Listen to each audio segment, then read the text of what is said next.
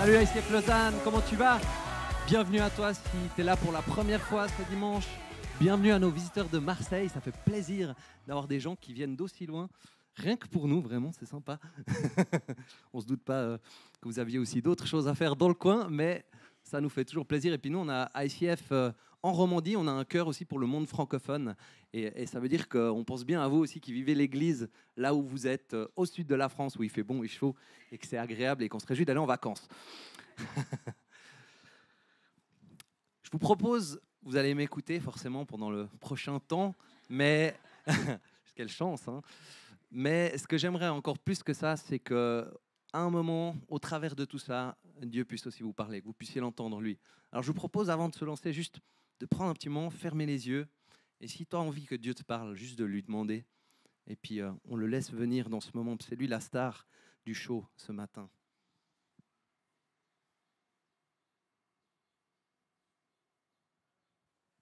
Ouais, Jésus, c'est toi qu'on a envie d'entendre ce matin. Alors parle-nous, chacun, dans nos réalités uniques. Et fais-nous du bien, Seigneur, avec ce que tu as pour nous. On se réjouit d'être proche de ton cœur et de cheminer un peu plus avec toi dans le thème d'aujourd'hui. Au nom de Jésus, on prie. Amen. Donc, on est en train de prendre du temps en ce moment dans cette série solo et duo pour parler un petit peu des relations, du mariage, du célibat, de toutes les configurations un petit peu de vie possibles. Et la dernière fois, on a pris plus de temps pour les célibataires. Il y en avait quand même pour les autres. Et aujourd'hui, on va prendre un petit peu plus de temps sur les couples mariés, mais il y en aura aussi pour ceux qui ne sont pas mariés. Et on prend du temps pour s'intéresser aux réalités des uns et des autres dans l'Église, finalement. Pourquoi est-ce qu'on fait ça? En fait, c'est très simple. C'est une manière de s'aimer les uns les autres, s'intéresser à la réalité de l'autre. Et puis, en fait, c'est ça l'Église, le corps du Christ. C'est un moment où on partage la vie ensemble, en fait, avec Dieu.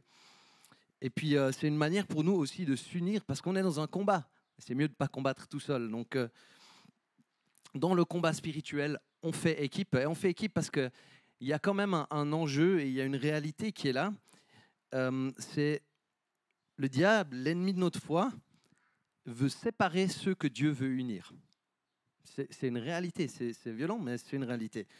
En fait, il n'a pas de timeline pour ça. Donc, autant il a envie d'empêcher des beaux couples à l'image de Dieu de se former, autant il a envie de séparer des couples qui ont fait alliance, par exemple, par le mariage. Et Dieu, lui, à l'inverse, veut unir ce que le diable veut séparer. Donc, en ce moment, on médite un petit peu ce verset. Je me suis dit, on l'a mis à chaque dimanche jusqu'ici, puis je me suis dit, mais en fait, il fait du bien. Chaque fois que je le relis, il y a comme quelque chose qui s'ancre, qui se pose en moi. Alors, je te laisse en profiter. C'est le fameux verset de la Genèse, mais cité par Jésus dans Matthieu 19, au verset 5 et 6. Il dit, c'est pourquoi l'homme quittera son père et sa mère, et s'attachera à sa femme, et les deux ne feront qu'un. Ainsi, ils ne sont plus deux, mais ne font qu'un, que l'homme ne sépare donc pas ce que Dieu a uni. Et j'aime bien cette petite dernière phrase, parce qu'en fait, c'est la phrase qu'on déclare quand on fait un mariage, quand on unit des personnes. Et il y a toujours cette déclaration qui est faite, que j'ai l'honneur de faire de temps en temps pour marier des gens. 2-3 précisions sur cet enjeu de l'ennemi qui a envie de séparer finalement les gens. Parce que dans la vie, on traverse des challenges. Et peut-être certains d'entre vous, vous avez vécu ça, des séparations. Et j'ai envie de dire un petit peu quelques mots à ce sujet, en fait, pour qu'on puisse comprendre un peu le cœur de Dieu sur ça finalement. Donc on dit souvent que pour qu'un couple ne marche pas, il faut être deux, etc. Je pense qu'il y a certainement une part de réalité là-dedans, mais il y a aussi une autre réalité, c'est que si l'un ne veut plus vivre le couple, l'autre ne peut rien faire. Ça, c'est aussi réel. Hein. On ne peut pas empêcher l'autre, en fait. Ça doit être le choix de chaque personne, de faire alliance ou de rester dans l'alliance. Et moi, j'ai envie de te dire aujourd'hui, si tu as vécu un divorce, on ne te condamne pas, on t'aime, et on a envie de dire que, on a envie de reconnaître que ça a certainement été une grande souffrance dans votre vie. Et voilà, l'Église, des fois, elle n'a pas été toujours très habile aussi pour accueillir des personnes dans cette configuration-là. Mais elle fait partie de notre parcours et elle ne se place pas moins sous la grâce de Dieu, hein. Donc certains d'entre nous, on a besoin peut-être de la grâce de Dieu dans ce domaine-là, puis pour un autre, c'est la gestion des finances. Okay, mais finalement, on n'est pas mieux les uns que les autres, on a tous besoin de ce pardon immérité. Et la Bible nous dit qu'il n'y a aucune condamnation pour ceux qui sont en Christ. Ça, c'est une bonne nouvelle incroyable. Ouais. Donc, ne laisse pas l'ennemi ou qui que ce soit te condamner, quelle que soit ta situation aujourd'hui. Si tu es venu à la croix de Jésus, tu as déposé peut-être ta responsabilité, les choses que tu as vécues, etc., tu es pardonné. Tu es justifié à la croix de Jésus-Christ. Il est avec toi, il est pour toi, et on est ensemble les uns pour les autres avec lui. La deuxième petite chose sur cette question, c'est que Jésus prévoit une clause d'exception au mariage, hein. Dans Matthieu 19, il y a un endroit où il dit que l'exception, c'est pour cause d'infidélité. Et donc, il y a des personnes aussi qui se retrouvent dans des situations de divorce parce que l'un des deux ou l'autre a vécu ça. Et on peut se poser plein de questions aussi sur les théologiens débattent sur qu'est-ce qui est compris dans cette question d'infidélité, qu'est-ce qui rentre là-dedans. Je ne vais pas entrer dans le détail aujourd'hui, mais tout ce que je dirais, c'est que c'est le dernier recours, ça c'est sûr. C'est quelque chose d'exceptionnel et pas la norme, genre mon mari m'a mal parlé hier, clause d'exception. Non, non, non, on reste liés, l'alliance tient toujours. Et puis peut-être que parmi vous, vous avez été responsable de votre propre divorce. C'est peut-être votre réalité. Et en dehors de cette clause d'exception que Jésus avait annoncée, mais il a quand même aujourd'hui envie de venir et de couvrir ça avec tout son amour, toute sa grâce, parce qu'il a porté ces choses à la croix. C'est ça, son pardon, sa grâce qui nous offre aujourd'hui. Donc l'Église, on n'est pas là pour te juger. Dans ce cas de figure, on a envie de dire, on est avec toi, on t'aime, on n'est pas meilleur que toi. Dans d'autres domaines, peut-être, c'est là que nous, on a particulièrement besoin d'être soutenus. Et puis, on se réjouit que l'Église, finalement, rassemble des personnes avec leur parcours, leur histoire de vie sous la grâce de Dieu. On a tous droit à un nouveau départ avec lui, hein. Voilà, après, il y a toute la question du remariage après le divorce qui est assez complexe aussi. Il y a plein de discussions théologiques là derrière. Je ne vais pas non plus entrer là-dedans, mais je trouve que c'est bien de le mentionner, juste se rendre compte que c'est une grande question finalement qui se pose dans ces cas de figure-là. Ok, maintenant on a posé quelques enjeux un petit peu. Je vous propose d'entrer dans la question du couple marié. Comment tu fais pour t'épanouir dans ton mariage, fleurir dans ton couple, dans l'intimité, dans la sexualité, dans toutes ces questions-là. Et je vais peut-être juste commencer en disant, je te parle aujourd'hui pas d'une position d'expert. Loin de là, j'ai envie de dire plutôt, je suis en chemin avec toi. Et j'ai juste envie de partager quelque chose que je crois que la parole nous donne, quelques clés pour avancer dans ce domaine. Et puis ensuite, on chemine ensemble. Donc, ce que j'ai envie de te dire, si tu es marié, c'est assieds-toi sur le pouf de l'alliance, hein. Je ne sais pas si on voit les alliances là à l'écran. C'est joli, ce symbole des bagues qu'on s'échange quand on fait alliance pour la vie. Et j'ai amené tout mon salon avec moi ce matin, vous avez vu. S'asseoir sur le pouf de l'alliance, je crois que ça veut dire investir dans ce domaine de notre vie, hein.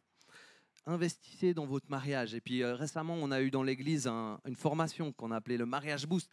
Et il y a plein de couples de l'église qui ont fait ça. Ça m'a tellement touché de me dire, waouh, tous ces gens qui mettent du temps à disposition pour nourrir leur couple, c'est vraiment, vraiment cool. Et j'ai envie de dire aussi, continuez, parce que c'est pas une formation ou un dimanche où on parle de ça qui suffit, mais on a besoin d'un lifestyle régulier d'alimentation aussi pour ce domaine-là, en fait. Intensité et régularité sont la clé. Puis j'ai envie de rappeler la bonne vieille stratégie d'Ave qui nous avait partagé une fois. Là, tu peux utiliser la stratégie de la saturation dans ce domaine. Hein, tu blindes à fond tout ce que tu peux faire, tu le fais. Et je ne sais pas pour toi, mais moi, je sens que c'est facilement un domaine où c'est plutôt la stratégie du minimum syndical, quoi. C'est juste ce qu'il faut, quoi, pour aller de l'avant. C'est pas une bonne idée. Alors, motivons-nous, encourageons-nous à aller plus loin pour se nourrir dans ce domaine. On peut faire ça au travers de livres, de formations. Et un truc que j'ai envie vraiment de vous encourager dans le cadre du couple, la prière ensemble. C'est tellement, tellement, tellement puissant. Il y a besoin, bien sûr, de beaucoup de communication. Ça peut impliquer de la relation d'aide. Ça peut être aussi parler, échanger avec d'autres couples sur le domaine. On s'encourage quand on partage dans nos réalités communes. Et ouais, communication et prière ensemble. De quoi ont besoin les mecs dans un couple? Ils ont besoin que leurs femmes les comprennent. C'est aussi simple que ça. De quoi ont besoin les femmes dans le couple? Elles ont besoin d'être comprises par leur homme. Et en fait, c'est tout simple. Je crois qu'il y a beaucoup qui jouent là-dedans. Mais c'est pas simple de se comprendre les uns les autres. Et c'est là qu'il y a besoin de beaucoup de place pour cheminer, communiquer, se nourrir, prier. Peut-être aussi demander de l'aide à un spécialiste, quelqu'un qui peut accompagner dans les enjeux de ces réalités où des fois on n'est pas toujours équipé soi-même. Donc quand un couple s'unit dans la prière, l'ennemi il fait plus juste ce qu'il veut avec cette relation. Ça pose une protection, c'est vraiment quelque chose d'important. Pour ce qui concerne la sexualité, je crois que c'est un domaine où on a besoin de cultiver, de développer une saine curiosité. Je crois que c'est ça qui peut venir nous aider à avancer dans ce domaine. On a besoin de faire, ou des fois peut-être de refaire un peu notre éducation sexuelle. Aller un petit peu plus loin. Et je ne sais pas comment vous vivez cette question, mais moi j'ai plutôt l'impression que dans ma vie, il y a une curiosité malsaine qui a été activée dans ce domaine. Dans mon adolescence, de tomber dans la pornographie, et puis ensuite tout le temps que ça a consacré, que ça a pris en fait, du temps que j'ai consacré à ça, au lieu de lire un livre sur la communication dans le couple, par exemple, ou bien sur le plaisir féminin. Il y a tellement de choses. L'ennemi essaye de faire ça. Il essaye d'éteindre notre saine curiosité pour qu'on se forme, qu'on grandisse, qu'on se développe. Et il essaye d'éveiller une curiosité malsaine qui nous fait stagner finalement, qui mène nulle part. Voilà, la sexualité dans le cadre du couple, c'est une activité préméditée, donc elle mérite d'être méditée, de plonger dans tout ce qu'elle englobe, toutes les questions autour de tout ça. Et puis d'aller voir, en fait, découvrir toute la complexité et la beauté de ce domaine qui est riche et profond. Je vais vous épargner les petits détails sur la constitution de nos corps. Mais il y a des choses vraiment intéressantes à savoir. Et les spécialistes recommandent donc de garder dans le cadre du couple la sexualité, dans le cadre du mariage, pour les bons spécialistes, au premier plan en fait. Pas laisser ça être mis en retrait à l'arrière, le truc un petit peu sous-alimenté. Et donc, qu'est-ce qui peut former les gens dans un couple marié à avoir du bon sexe? C'est une bonne question. Ce serait, je crois qu'on peut s'éduquer avec des livres, avec des podcasts, d'apprendre à en parler avec son partenaire, de s'entraîner. En gros, il faut mettre de l'essence dans la fusée. Je ne sais pas si, Manu, tu as eu... Ouais, tu as pu l'avoir, voilà. Garde cette image en tête. Voilà, mais ce domaine, il est fragile, il est sensible. Et puis peut-être que vous faites partie des personnes qui ont subi des abus aussi. Dans votre vie, ça peut être dans votre enfance, ça peut être plus tard. Et j'ai envie de dire, Dieu a vraiment envie de nous rejoindre dans cette réalité. Donc fais le chemin qui est le tien, il est valable et il ne va pas être le même que les autres. Et il n'a pas besoin d'être au même rythme. Tout ça, peut-être que tu as besoin de faire de la thérapie pendant 3 ans ou 10 ans. C'est pas grave. Fais ce dont tu as besoin pour laisser Dieu te guérir dans ce domaine, te restaurer, vivre ton histoire, parce qu'on a chacun un chemin, une histoire qui est différente. Il y a plein d'obstacles aussi qui peuvent venir dans ce domaine du couple, de l'intimité. Et je ne sais pas si vous êtes déjà posé la question, quels peuvent être ces obstacles dans le cadre d'une relation conjugale? Hein, il peut y avoir le manque d'envie, ça peut être des addictions, ça peut être des problèmes de communication, difficulté à s'entendre, la capacité de se sentir compris ou rejoint par l'autre. Il peut y avoir aussi des problèmes de santé physique, on n'y pense pas souvent, mais les pépins physiques, ça peut beaucoup agir sur l'intimité. Ça peut être des problèmes de santé mentale, la dépression d'un ou de l'autre dans le couple, les abus du passé qui viennent ressurgir avec des grandes blessures, des relations précédentes, tout simplement, la tentation par d'autres personnes en dehors du couple, la pornographie, une sexualité vécue seule, à part de l'autre, la honte du passé, il y a souvent la honte, hein, on en parlait déjà. Ça peut être une certaine gêne, tout simplement, ou de ne pas savoir comment être avec l'autre ou faire ce que l'autre aime. Il y a tout l'enjeu de... Ouais, il peut y avoir les douleurs dans le rapport. Il y a tout l'enjeu aussi d'être parent et de la vie parentale, comment passer de la vie parentale à la vie romantique. Il y a tout le stress du quotidien, manque d'énergie, toutes ces choses peuvent venir et, et être un frein dans ces relations. Juste l'autre qui nous énerve. J'ai envie de dire, quels que soient ces obstacles aujourd'hui, et spécialement avec l'enjeu de la honte, la croix est notre réponse. La croix nous suffit.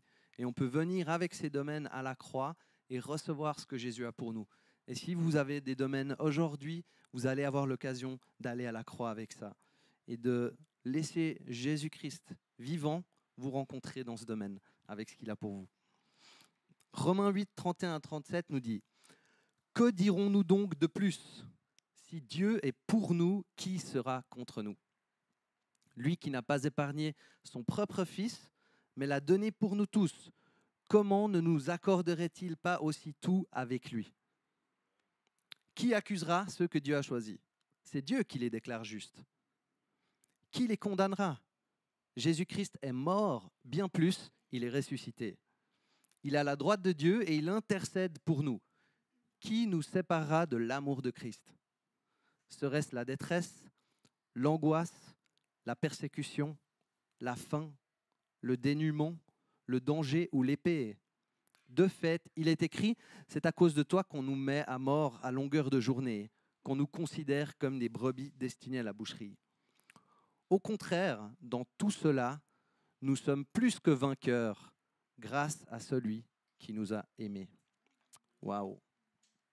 Et ce passage parle des persécutions qu'ont vécues les disciples de l'Église du 1er siècle et comment finalement la grâce de Dieu, cet amour envers eux, leur permettait d'être vainqueurs dans toutes ces choses, dans tous ces obstacles. Et c'est une forme de persécution, mais on peut aussi vivre une forme de persécution pour vivre le plan de Dieu dans nos relations, dans ce domaine de la sexualité. Donc je crois que ce passage s'applique vraiment aussi que dans tous ces obstacles, finalement, qu'on peut rencontrer dans ces domaines, nous sommes plus que vainqueurs par celui qui nous a aimés. Ok, on a fait un bon petit bout sur le pouf de l'alliance, mais on va parler maintenant du rocking chair du contentement. Tu connais? Hein? Je vais m'asseoir dessus parce que je le fais pas souvent à la maison. Eh bien. Ah, on avait vu dimanche dernier ce verset qui disait, c'est 1 Timothée 6,6, que la piété est pourtant une grande source de profit quand on se contente de ce qu'on a. Voilà. Et j'aime bien ce verset, vraiment, je trouve il est puissant et en fait il est vrai dans toutes les configurations aussi. Que tu sois en couple marié ou que tu sois célibataire ou divorcé, la piété est une grande source de profit quand on se contente de ce que l'on a. C'est quoi la piété, hein? C'est tout simplement cette démarche de chercher Dieu, la ferveur. Hein? C'est le feu du Saint-Esprit dans notre vie, la prière, d'aller le découvrir au travers de la Bible, le connaître mieux, cultiver une relation avec lui. les dons du Saint-Esprit. Il y a une richesse et une profondeur dans la foi, dans l'Évangile, qui est phénoménale. Et ça dépasse même le cadre des relations humaines. C'est cette relation verticale. Il y a une grande paix, une grande satisfaction dans le fait de développer une relation avec Dieu en Jésus-Christ, dans l'Évangile, dans une vie cachée en Christ, comme on dit. Mais la clé de ce verset, c'est la reconnaissance. Vous l'avez vu, c'est même mis comme une condition. La piété est pourtant une grande source de profit quand on se contente de ce que l'on a. Donc finalement, on a besoin de remercier Dieu pour là où on est et de ne pas toujours être en train d'attendre quelque chose qu'on n'a pas encore. Ça ne veut pas dire qu'on ne peut pas avoir des attentes et tendre vers autre chose, mais il y a une satisfaction, une reconnaissance présente déjà pour ce qu'on vit. Alors remercie Dieu aujourd'hui, là où tu en es. Tu peux déjà vivre une grande, grande joie, une grande paix en lui. Dans cette vie de piété, il y a beaucoup d'encouragement, il y a beaucoup de bénédictions et il y a beaucoup de belles choses qui viennent vivre dans notre foi.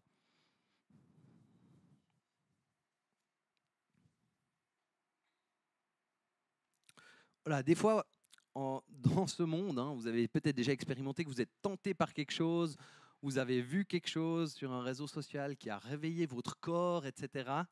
Puis là, tout de suite, il y a un peu de la culpabilité qui vient et on se dit « Ah non, c'est pas bien ».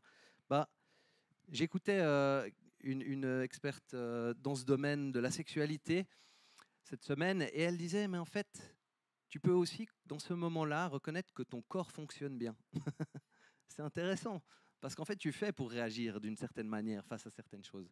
Voilà. Et ça ne veut pas dire qu'il faut ensuite entrer dans cette réalité, mais juste, quand ça t'arrive, dire « Ouais, en fait, c'est cool, il y a tout qui marche. » Et puis, passer aussi à autre chose dans la suite de ça. Et puis, en même temps, il faut quand même pouvoir, du coup, maîtriser ce qui se passe à l'intérieur. La réalité, c'est que si on ne maîtrise pas nos désirs, nos pulsions, etc., on va utiliser d'autres personnes, en fait, pour satisfaire ces choses. Même si on réfléchit, la pornographie, c'est ça.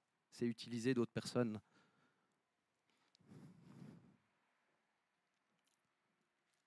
Ok, maintenant, on va passer encore à une autre configuration.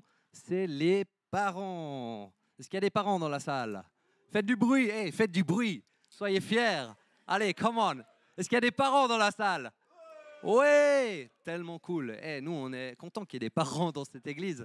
C'est beau, c'est beau. Vous avez une noble tâche d'élever des enfants, ou pour ceux qui l'ont déjà fait et qui en sont même aux générations suivantes. C'est vraiment, ouais, come on, ça vaut la peine d'être fêté, d'être célébré. Et il y a toute la question du coup de comment vivre, comment garder une vie romantique dans le cadre de la vie familiale quand il y a des enfants, tout ça. Je peux imaginer que c'est un joli challenge. Et est-ce qu'il reste du temps pour ça? Est-ce qu'il reste de l'énergie? Je veux dire, comment on fait? Est-ce qu'il y a le petit qui toque à la porte? Comment on fait pour vivre encore Dieu ensemble, avoir du sexe ensemble et vivre une relation d'amour comme ça, hein? Et j'ai envie de vous encourager, les parents, ceux qui ont des enfants, gardez vraiment ce jardin familial. Si on reprend cette image du pouf de l'Alliance, le pouf de l'Alliance, il a donné les enfants. Donc ça représente les enfants. Et c'est le cadeau, ça découle de ça. Puis un petit peu ce qui risque d'arriver, c'est hop là, ta ta ta ta ta ta ta ta ta ta ta. Et puis en fait, c'est beau et il y a quelque chose qui va naturellement peut-être être comme ça, mais finalement, c'est quand même ça qui a découlé de ça en fait. Et je pense que c'est vraiment important de recentrer des fois, de se rappeler cet ordre des choses, que cette alliance, elle est là en premier. Et c'est ça qui doit être cultivé parce que ça, c'est le fondement pour ça, en fait, finalement. Donc voilà, je pense qu'il y a des pièges. Moi, je ne peux pas te parler de mon expérience personnelle dans ce domaine, mais peut-être entre parents, vous pouvez aussi échanger et puis voir ce que ça veut dire pour les uns et pour les autres.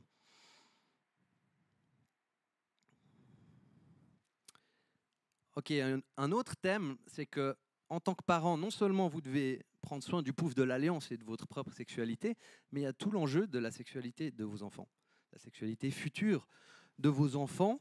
Et il y a cette question, comment est-ce que vous allez les préparer dans ce domaine? Comment vous allez pouvoir leur offrir le meilleur pour partir vainqueur dans la vie? Et j'ai envie de dire que votre rôle est essentiel. Et il va faire une grande, grande différence dans ce que vos enfants vont pouvoir vivre dans ce domaine, plus que si vous ne l'imaginiez. Et si vous ne faites rien, le résultat sera par défaut. Et je vous dis, l'ennemi va gagner dans ce domaine. Alors, à mon avis, je pense que c'est essentiel pour les parents d'aborder cette question de la sexualité de vos enfants avec eux, au plus tard, quand ça aura lieu dans l'école, en fait, quand il y a l'éducation sexuelle. Parce que là, je vous dis qu'il y a d'autres messages qui vont être donnés, qui ne sont pas forcément alignés avec votre vie de foi, avec votre rêve pour la vie de vos enfants, en fait. Je connais une maman qui a demandé le contenu de l'éducation sexuelle dans une école parce que ça allait avoir lieu. Elle a dû se battre déjà pour avoir accès à ce contenu. Et finalement, elle a eu accès à ce contenu.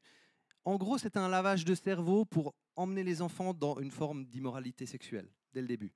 Donc, soyons conscients de ça, soyons clairvoyants et anticipons, ayons le premier mot peut-être sur le sujet et veillons pour que nos enfants, en tant qu'Église aussi, puissent entrer dans le plan de Dieu pour ce domaine en fait.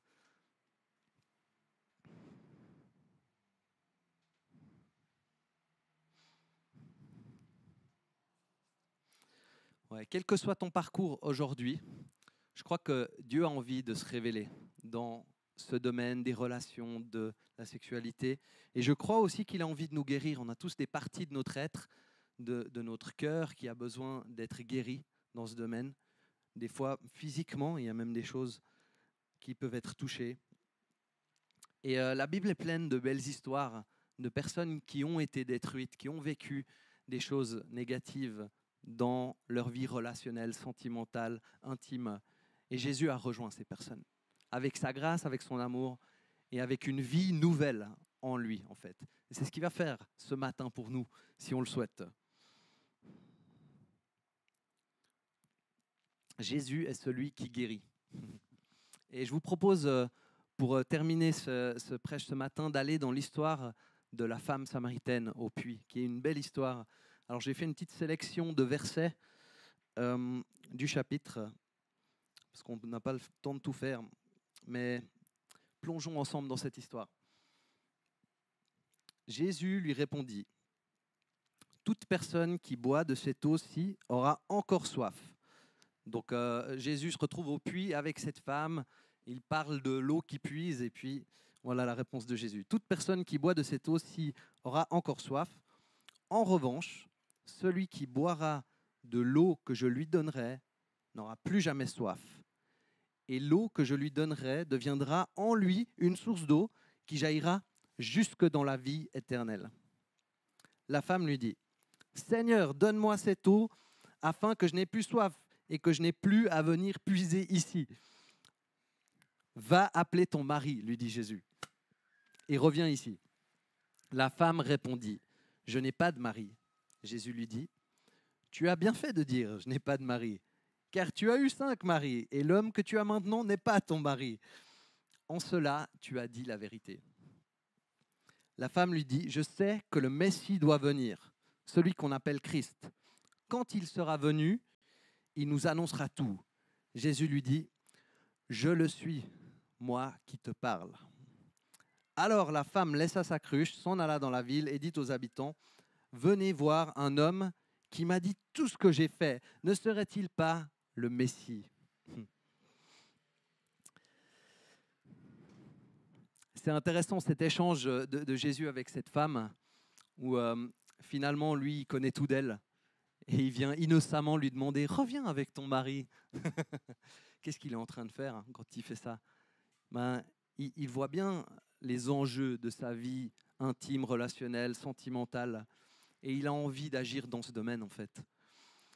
Et je crois que c'est ce que Jésus nous offre aujourd'hui, ces eaux vives, dans la piété, avec le contentement. Et avec son Saint-Esprit, une relation avec Dieu le Père. c'est une eau qui désaltère de manière miraculeuse et éternelle.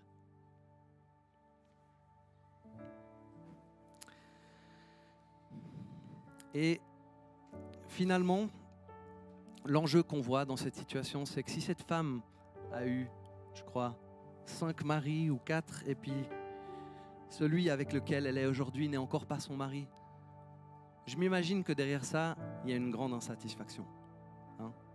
C'est finalement toujours une nouvelle tentative de faire alliance, de trouver la satisfaction dans ce domaine. Et il y en a eu 5, une grande insatisfaction qu'elle vit cette femme.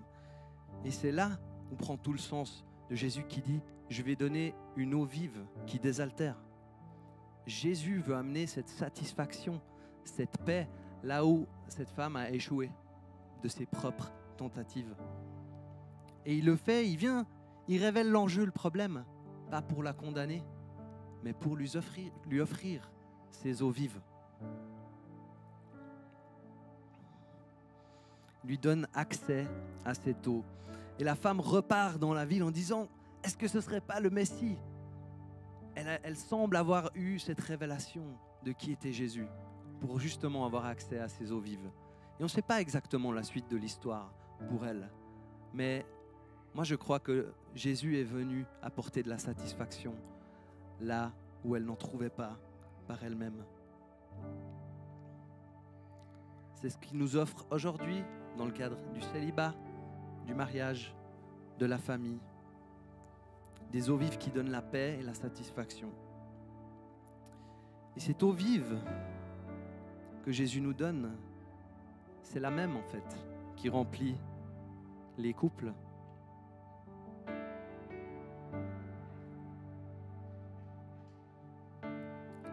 Et c'est la même eau vive qui vient remplir la vie des célibataires. C'est quelque chose de débordant.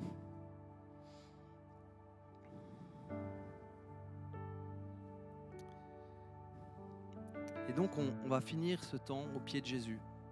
Si toi tu as soif ce matin, viens recevoir ces eaux vives, viens lui demander. On va lui demander de l'eau pour nos mariages, dans la piété et le contentement, pour l'éducation aussi de nos enfants,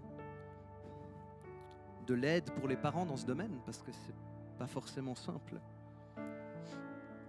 Alors je vous propose de prier pour ces 3 thèmes en tout premier. Donc on va se lever et puis on va tous s'unir les uns les autres dans cet effort collectif. Et puis ensuite, on va prendre un petit temps de ministère où chacun peut venir au pied de cette croix de Jésus avec vos besoins, vos enjeux personnels, là où vous avez besoin de guérison, toutes ces choses-là. Alors commençons à prier pour les mariages et péter tous les obstacles qui viennent pourrir des fois ces relations. Et Seigneur, on a envie de dire merci parce que c'est toi l'inventeur du mariage et toi tu as envie qu'on vive des mariages épanouis et puissants, un beau rêve pour notre vie, Seigneur.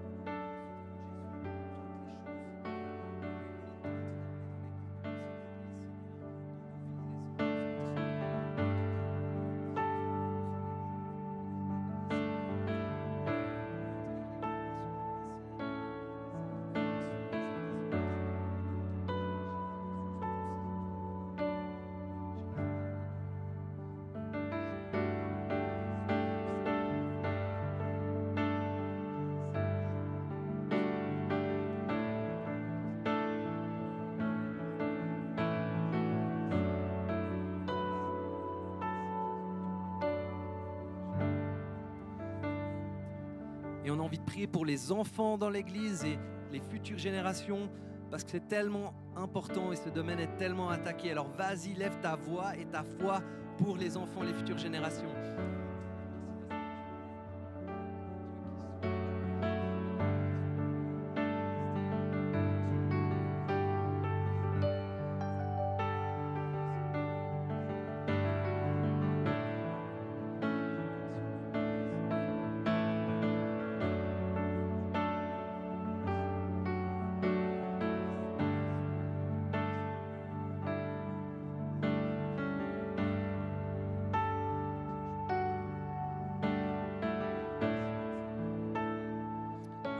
déclare ta protection, Seigneur Jésus, sur les générations futures pour ne pas vivre la destruction dans ces domaines, mais vivre la vie selon ton bon plan pour eux, dans les relations, dans la sexualité, dans leur avenir avec toi, Seigneur.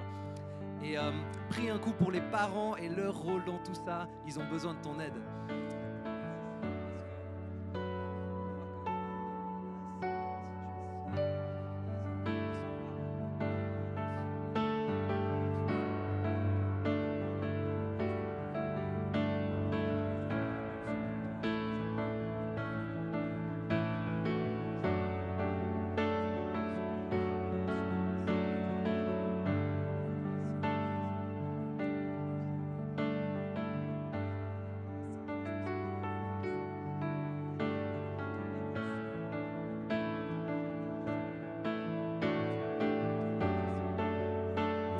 Jésus, merci parce que c'est toi qui as le premier mot et c'est toi qui auras le dernier sur cette question. Et on vient à toi aussi ce matin, comme on est avec nos vies brisées. On a tous une histoire et un parcours dans ce domaine. Mais on sait aussi que ça veut dire qu'on est tous qualifiés pour venir au pied de la croix, recevoir tes eaux vives, Seigneur. Et mets-toi à l'aise maintenant dans ce moment, il est pour toi personnellement. Tu peux rester debout, tu peux t'asseoir. Mais viens vivre ton cœur à cœur avec Jésus, qui a envie de toucher ce domaine dans ta vie et d'intervenir. Alors Seigneur, je prie pour mes frères et mes sœurs ce matin et ce domaine dans chacune de nos vies. Je demande pour ta main qui guérit et qui pardonne. Il y a quelqu'un ici qui ne s'est pas pardonné pour quelque chose. Et j'ai envie de te dire, Dieu t'a pardonné. Si Dieu t'a pardonné, qui es-tu pour ne pas le faire, hein? Si Dieu t'a pardonné, c'est bon, tu peux aussi lâcher et tu peux toi aussi accepter. Peut-être là où tu as vécu un échec ou une souffrance, laisse Jésus qui a porté ça à la croix pour toi. Laisse-le prendre ça et te donner à la place sa vie, sa paix, son manteau de justice. Il n'y a plus de honte. Il n'y a plus de culpabilité. Il y a aussi de la paix pour l'avenir, de l'espoir, de la foi. Merci Jésus pour tes eaux vives, ce matin même ici dans ce lieu, qui nous désaltèrent d'une manière tellement profonde et puissante, comme aucune eau ne peut faire sur cette terre. Et oui, on dit que tu es le Messie. Tu es le Christ, celui qui nous a sauvés à la croix, celui qui devait venir et qui est venu et qui a tout accompli. Alors aujourd'hui, on te demande, viens dans ces domaines difficiles dans nos vies. Et on te dit, Seigneur, vas-y, fais tout ce que tu as envie de faire. Tu as carte blanche. Enlève tout ce qui nous empêche d'évoluer, d'avancer, tous les obstacles, tout ce qui limite notre potentiel. Là où on reste dans quelque chose au lieu d'entrer dans ta guérison. Aide-nous, Seigneur, à aller plus loin avec toi.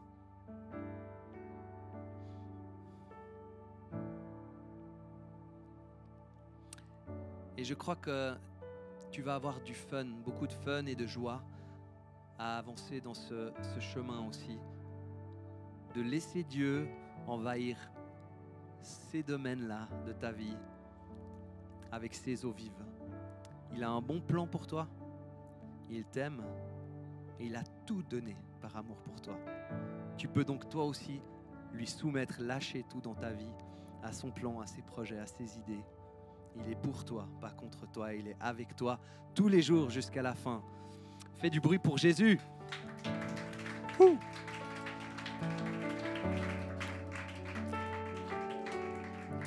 On va continuer avec encore un petit moment de louange et puis tu pourras aussi rester dans la salle après si tu as besoin qu'on prie pour toi. Et on a des équipiers de prière aujourd'hui qui sont Christelle et Christian. Voilà, juste là.